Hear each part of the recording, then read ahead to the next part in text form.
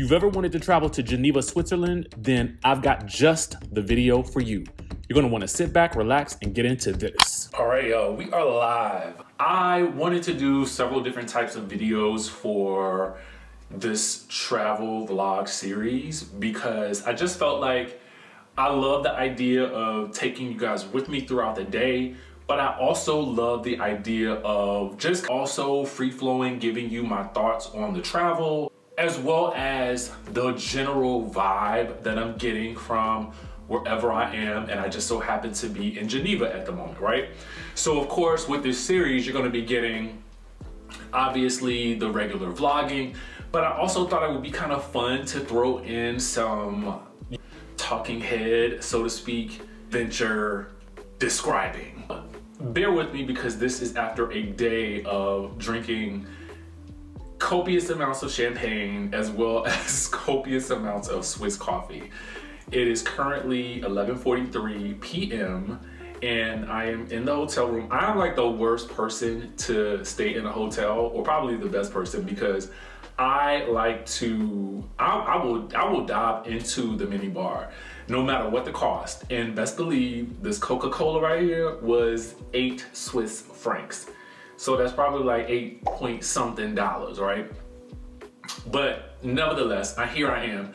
And because it's late here, I think what I can tell you guys though is Switzerland seems to be relatively safe. I have not been anywhere where I did not feel like I was going to be safe. I feel like, unlike being out in the United States, I personally, even at this age and being 6'3" as a black man, I do not go out by myself like late at night, mostly because I just kind of think ahead. I just think about possible scenarios and the way they could play out, and I think it would be better to be safe than sorry.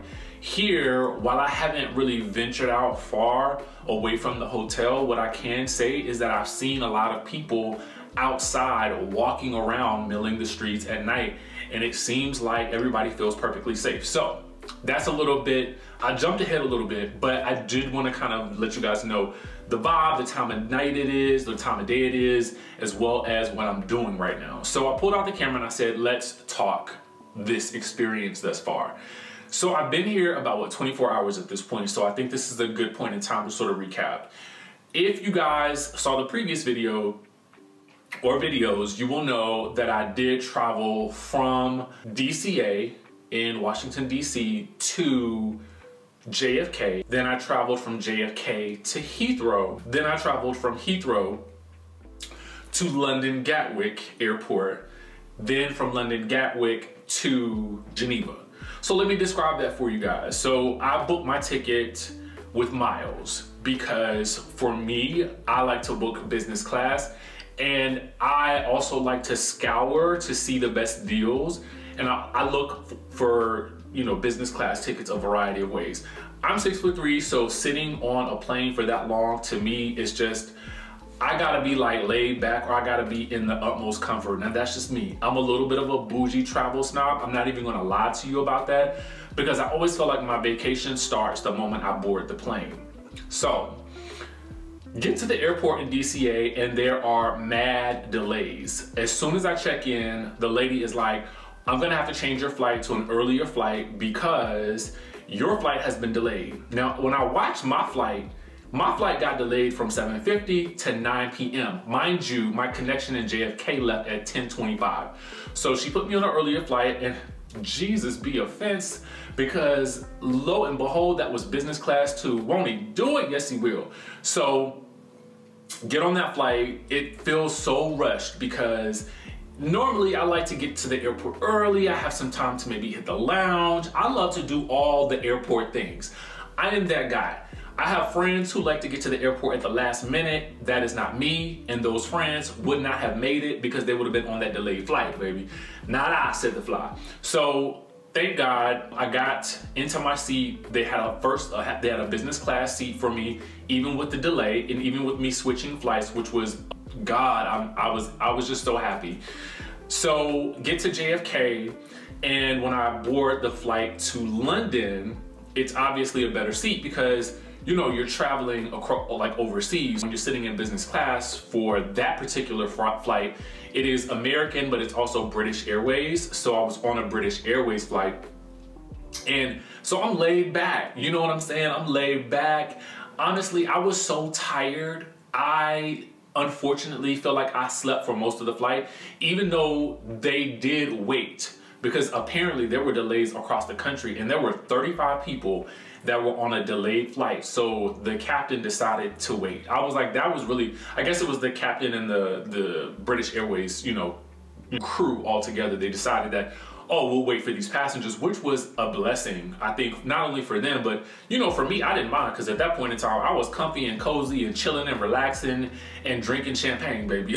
Because what I love about sitting in business class is, like, when you first, especially for an overseas flight, like, I jokingly say this all the time, that I'm in the mood for a business class flight overseas for about 9 to 10 hours. I love it. I absolutely love it. You get on the plane and they're serving you like either water, juice, or champagne when you first sit down. It's just, I just feel like that's how traveling should be, right? So do all that. Now I get to Heathrow. Now Heathrow, I want you guys to know something. When you're traveling through Heathrow, if you do not know this, because I had my carry-on, and my carry-on had my toiletries in it, but I also keep a little small set of toiletries in my book bag as well, so that just in case anything happens, normally my major toiletries are in my checked luggage, right? And because I was gonna be hopping from city to city, I tried to pack everything in one bag, and I'm an overpacker. So y'all know that was already stressful. Mind you, I just went shopping. I just went and bought all the things. You know what I'm saying? Just running around to the places. How these things are gonna get in my bag, I honestly don't know. I mean, the Lord will be with me. That's all I know. Let the Lord be with me. So anyway, what I will tell you is this. If you are traveling to London and you have a layover there, you will have to, and whether you're going to Heathrow or you're going to Gatwick, you're gonna have to put your toiletries, your liquid toiletries, you're gonna have to take them out of your bag, wherever they are, and you're gonna have to put them into these little plastic baggies, right? Now, I don't know why that is. I've never experienced that anyplace else except for in the UK. So just kind of beware of that. So that did take me about 30 minutes because I had to sort of compile all these things from different places, which was a blessing that I had at least 4 hours. But I needed those 4 hours because I also had to leave the London Heathrow Airport. So I had to get my bag from baggage claim, and then I had to take a taxi, which was about $140, I think, no, actually maybe $160 to get from Heathrow to Gatwick, because Gatwick is about an hour away from Heathrow. I didn't mind it per se because I did feel like, you know, I actually put my location services on so that my, you know, the people that I'm closest to would know like where I was in case my cab driver turned into somebody that I watch always on Criminal Minds, okay? So I just wanted to be sure of that. So then I get here, I get to the airport, and I sit in the seats, right? The seats, it's like 3 people that can sit there, right? In the first or business class, but what they do is in that middle seat, they put a partition there, so you technically have, only 2 people can sit there, right? And the seat space is a lot smaller, so I couldn't even lay back, right? But what I will tell y'all is that doggone afternoon tea and crumpets was hitting, baby. It was hitting, all right? It was hitting, okay? So I had that, I had some champagne, I had Coca-Cola, I had me some tea. I mean, I did all the things. I ain't even gonna hold y'all, I ain't gonna even lie to y'all. So anyway, get to Geneva, and Geneva is honestly probably, it's just beautiful. It doesn't look real. There's mountains in the backdrop of this ultra clean and crisp city. Everybody's milling about. It's kind of cold here, but not super, super cold. So you would need a jacket if you're here in March. You need a jacket, a hat, and coats. Of course, my overpacking, but I brought like 4 coats. Where am I wearing all these coats to? Well, 1 coat is because we will be sort of hiking in the mountains in a couple of days, so I wanted to make sure I had something for that. I can also tell you that I was so jet lagged when I got in that I slept until about noon today. Didn't set my alarm, so I'm gonna set my alarm for 6:15 in the morning. I wanna experience every drip drop of Geneva that I possibly can, and plus I need to actually pack my bags. Overall, again, the vibe of Geneva to me is actually of a place that I don't wanna leave. I could live here, to be honest with you. I just feel I have found that the people have been very nice and friendly, even though they're speaking a lot of, I guess, maybe Swiss French or French, I should say. And for me, I don't know French like that. I know bonjour, bonsoir, oui, merci. That's the extent to my French. But thankfully, everybody in the service industry, at least, like the cashiers and the bistros, the cafes, they speak English as well. So, or at least a little English. So that has been really, really helpful. The food here to me is magnificent. The meals that I had the same meal for dinner tonight that I had last night. I had, if you saw the previous video, I had an artichoke salad, which was, chef's kiss. Then I also had this, it's like some type of duck dish. It's almost like a duck shepherd's pie. It's basically like duck, like cooked to perfection with like mashed potatoes on top and on the bottom. But the way they prepare it with this like au jus is magnificent. And tonight I had the tiramisu. That was so good and I'm so full. Like I ate dinner about 3 hours ago and I'm still full. I did have, I think, about 2 cups of coffee, so that could be why I'm still up. But once I take this allergy medicine, I know it's gonna be a wrap. What else can I tell you?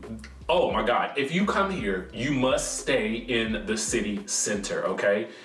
The city center, if you are a shopper like me, there is everything here. From, you have your low end, which is like your H&Ms, you have your H&M Home, you have your Zara, you have your Zara Home. Really affordable stuff that I don't see in the United States, I see here. As well as like Bershka, for those of you guys who, if you shop on ASOS, you've likely run into Bershka. I think Bershka is also, it's in a couple of other places too. United Colors of Benetton, y'all, is still open here. Like I thought that thing had went out of business. So I was like, I didn't go in there though. I did go into Swatch because I was like, if I'm in Switzerland, I have got to come back with a Switch watch. What else? Please forgive me sniffling. That is my allergies, and I'm gonna have to take some Benadryl, I really am. There are chocolate shops everywhere. Oh my God, I didn't get any today, but I did go into one of them to get another cup of coffee. It was so good, so good.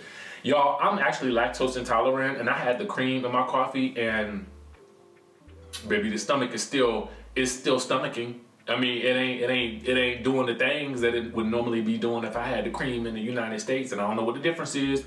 I don't know, y'all, I don't know. But then, of course, like I said, you have your higher end stores, which you have your Louis Vuitton, your Hermes, Burberry. I ran smack dab into, you know, Gucci, into Prada. There is, I think there's a Bottega in the hotel that I'm staying in tomorrow night. There is, what else? Oh my God, there's Celine. There are consignment shops that you can get designer bags that have been used, and all types of designer stuff that you can get like vintage and used on consignment. It is so freaking nice. So I'm gonna do some of that shopping tomorrow, hopefully, and do some more exploring. I saw a wine boutique that I'm really, really excited about, so I'm gonna go check that out as well. So my overall thoughts on Switzerland so far is I love this place. And as you guys know, Cape Town has a special place in my heart, right? But what I can tell you is also now Switzerland has a special place in my heart too. And I could get a second passport for this place, baby.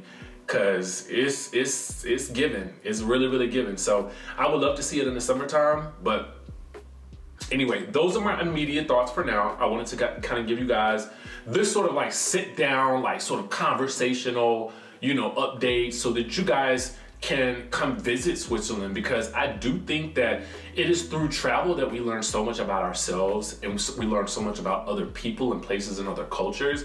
And when you learn those things, it helps you grow as a person as well. So that is where we are with this trip to Switzerland. I will let you guys know more as we continue this journey. So make sure to subscribe to this channel if you haven't already done so, like the video, and be sure to look out for the next part in this series.